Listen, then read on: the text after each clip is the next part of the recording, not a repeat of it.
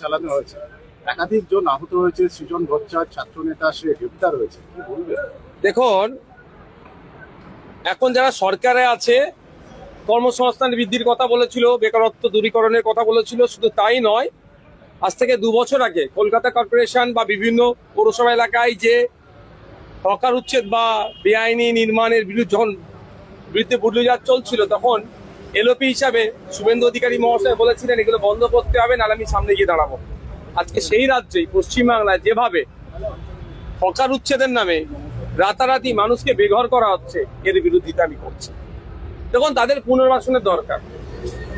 তারা চুরি করে নয়, রুজি করে খাচ্ছিল একটা জায়গা থেকে, সে জায়গাটা পরিবর্তে তাদের অন্য জায়গার ব্যবস্থা করা দরকার। তা না করে রাষ্ট্রশক্তি প্রয়োগ করে যেভাবে তাদের উপরে তাদেরকে বুলডোজ করা হচ্ছে, শুধু নয়, সেখানে যারা রুখে দাঁড়াচ্ছে, এই অন্যায় কাজের বিরুদ্ধে যারা দাঁড়াচ্ছে তাদের উপরেও লাঠি চার্জ করছে, এটা গণতান্ত্রিক কাম্য নয়। এর আমরা বিরোধিতা করছি, ধিক্কার জানাচ্ছি, অবিলম্বে এটা বন্ধ করতে হবে।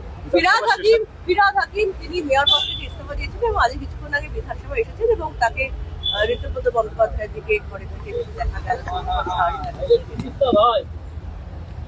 দেখুন, তিনি তো এখন বিধায়ক পদে আছেন, বিধানসভায় স্বাভাবিকভাবে আসতে পারে। আর অপোজিশনের জন্য প্রধান যে অপোজিশন, তাদের জন্য যে রুম বরাদ্দ করা হয়েছে, যেটা থাকে, আমরা লাস্ট 5 বছর দেখেছিলাম বিজেপি যেখানে বসতো, এলওপি যে ঘরে বসতো, বা ওই এলাকাটা যা বিরোধীর জন্য ছাড়া ছিল, সেখানে গিয়েছেন। এবার ফিরহাদ বাবু এসে লবিতে বসবে না চিফ মিনিস্টারের যেদিকে বসার জায়গা আছে সেখানে যাবেন, না তাদের এলওপি যেখানে বসার জায়গা আছে সেখানে যাবেন, সেটা তিনি ডিসাইড করতে পারেন। কিন্তু ঢুকি যে লেফট টার্ন নিল কেন, লেফট দিকে টার্ন নিয়েছে কেন, সেটা জিজ্ঞাসা করতে হবে, তাকে তিনি বলতে পারবেন। রাজ্যসভা থেকে আজকে সুখেন্দু শেখর রায়, তিনি তৃণমূল সাংসদ ছিলেন মনোনীত, তিনি আজকে ইস্তফা দিলেন এবং একাধিক অভিযোগ করছেন। যেই তৃণমূল কংগ্রেস পরাজিত হয়েছে, একের পর এক অভিযোগ তুলে দূরে সরে যেতে চাইছে। কিন্তু আমি এতটুকুই বলবো, তৃণমূল কংগ্রেস যে দুর্নীতি, যে অন্যায় করেছে, প্রত্যেকটা তৃণমূলের নেতাদেরকে তার দোষের ভাগ নিতে হবে। এতদিন তারা মুখ খোলেনি কেন? দেখছে যে একের পর এক যখন অ্যারেস্ট হচ্ছে আর ডিম তাদের কাছে, পচা ডিম তাদের দিকে উড়ে যাচ্ছে, এই ভয়ে এখন কেউ তার নিজের দলের বিরুদ্ধে মুখ খুলছে বা কেউ সেখান থেকে অব্যাহতি নিচ্ছে। এই অব্যাহতি নিয়ে কিন্তু ছাড় পাবে না, আইনের মাধ্যমে তাদের প্রত্যেকের ব্যবস্থা হবে। বুলডোজারের যে ঘটনা ঘটছে, সামনে যে বাজেট সেশন রয়েছে বা বিধানসভার অধিবেশন, তাতে কি এই বিষয়টা তুমি বলবে? সর্বপ্রথম আমি দেখবো গভর্নর স্পিচের উপরে কি এসছে, বলবো না মানে আমি জনগণের জনপ্রতিনিধি। এর আগে তৃণমূলের পিরিয়ডে আমি 5 বছরের বিরোধী বিধায়ক ছিলাম, বিজেপির পিরিয়ডে আমি বিরোধী বিধায়ক। ঠিক যেভাবে তৃণমূলের সময়ে গঠনমূলক সমালোচনা আলোচনা করেছি, পজিটিভ কাজকে স্বাগত জানিয়েছি, এই 5 বছরও আমি বলবো। সামনে কে শাসকে আছে আমার কাছে বড় কথা নয়, অন্যায়ের বিরুদ্ধে কথা বলবো। শুধু তাই নয়, যেভাবে অভিযুক্তদেরকে ধরে অর্ধনঙ্গ করে রাস্তায় ঘুরাচ্ছে, এর বিষয়েও প্রশ্ন তুলব। যদিও কলকাতা হাইকোর্ট এটাকে কড়া নির্দেশনা দিয়েছে, এগুলো কোনো মধ্যযুগীয় কালচার আসছে, এটা কোনোভাবেই কাঙ্ক্ষিত নয়। অন্যায় করেছে, অন্যায়কারী সর্বোচ্চ শাস্তি দেওয়ার পক্ষে আমি, না ছাড় পেয়ে যাই। কিন্তু অন্যায় করেছে অভিযুক্ত, তার আগেই যদি আমি পুলিশ নীতি চালাই তার উপরে, তার আগেই যদি তাকে আমি জনসমক্ষে হ্যারাসমেন্ট করি, এরকম ভাবে মেনে নেওয়া যায় না।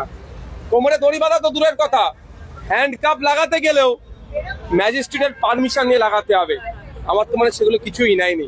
কিন্তু আমি একটা জিনিস অদ্ভুত ভাবে লক্ষ্য করছি, একের পর এক তৃণমূলের নেতাদেরকে, বিধায়কদের পর্যন্ত কোমরে দড়ি বেঁধে প্রাক্তন বিধায়ককে এইভাবে নিয়ে যাচ্ছে। তৃণমূলের সুপ্রিত্ন সুকেনিন কামান, তৃণমূলের লিগাল সেল কি ঘুমাচ্ছে? তাদের কোনো কথা নয় যে পুলিশের কর্তা ওইভাবে ঘোরাচ্ছে, তার বিরুদ্ধে লিখিত কমপ্লেন করলে চাকরিটা থাকবে কি সন্দেহ আছে। তারপরে তৃণমূল কংগ্রেস এমন লেভেলের দুর্নীতি হয়তো করে ফেলেছে, মুখ খুলতে কেউ সাহস পাচ্ছে না। এই বিষয়গুলো বাজেট সেশনে অবশ্যই উঠবে, গভর্নর স্পিচে কি আসছে তার উপরে উঠবে, আলোচনা হবে। শওকত মোল্লার পরে জাহাঙ্গীর খান তিনিও গ্রেপ্তার হলেন। এখন ব্যাপারটা হচ্ছে, অনেক আগে এদের গ্রেফতার হওয়া দরকার ছিল। সরকার সাহেব দক্ষিণ বামুনিয়া গ্রামের চালতাবেড়িয়া অঞ্চল ভাঙড় বিধানসভায় বোম তৈরি করছিল, যে বোম দিয়ে আইএসএফ তথা বিরোধীদের উপরে আক্রমণ করতো, প্রাণে মারতে চেষ্টা করেছিল। কিন্তু বোম তৈরি করার সময় বোম ফেটে একজন মারা যায়, বেশ কয়েকজন গুরুতর চোট হয়েছিল, আঘাত পেয়েছিল। যে নিয়ে এসে বোম তৈরি করাচ্ছিল ওহিদুল ইসলাম আগে গ্রেফতার হয়েছিল। পরবর্তীতে আমরাও জানতে পেরে গিয়েছিলাম যে শওকত সাহেবের নেতৃত্বে এগুলো সব হয়েছিল। শওকত সাহেবকে তো ভোটের আগে ধরা দরকার ছিল, কারণ ভোটের পরে ধরেছে। এখন দেখা যাক কি কি আছে। ওনার বিরুদ্ধে শুধু বোম বাঁধা নয়, একাধিক মার্ডার কেস আছে, সেগুলো হবে। ভাঙড়ের রাজ্জাক খা তৃণমূলের নেতাকে এই শওকত সাহেবের ইন্ধনে খুন হয়েছে, সেই মামলা হবে। আমাদের 3টে কর্মীকে পঞ্চায়েত নির্বাচনে খুন করেছে, সেই মামলা হবে। ক্যানিং পূর্বে প্রচুর লোকের জমি জায়গা লুট করেছে, সেই মামলা হবে। অনেক বেনামি সম্পত্তি আছে, সেগুলো ইডি দেখবে। এক কথায় সূর্যের মুখ আমার মনে হয় উনি আর দেখতে এখন পাবেন না।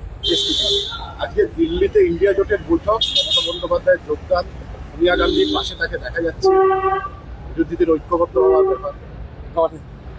আমি আবারও বলছি, যদি সত্যিকারের অর্থে মমতা ব্যানার্জি মহাশয়া বিরোধী রাজনীতি করতে চাই পশ্চিম বেঙ্গলে, সর্বপ্রথম কাজে ওনার এই বিধানসভার মধ্যে আসা। এই বিধানসভায় যতক্ষণ না আসতে পারে, আমি মনে করব বিজেপিকে পশ্চিমবাংলাটা অপবাদ দিয়ে করতে হবে।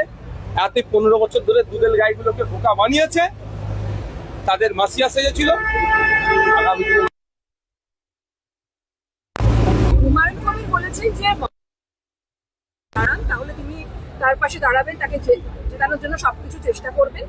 যদি মমতা বন্দ্যোপাধ্যায় দাঁড়ায়, তাহলে আইএসএফ কি সেখানে প্রার্থী দেবে না? কেন দেবো না?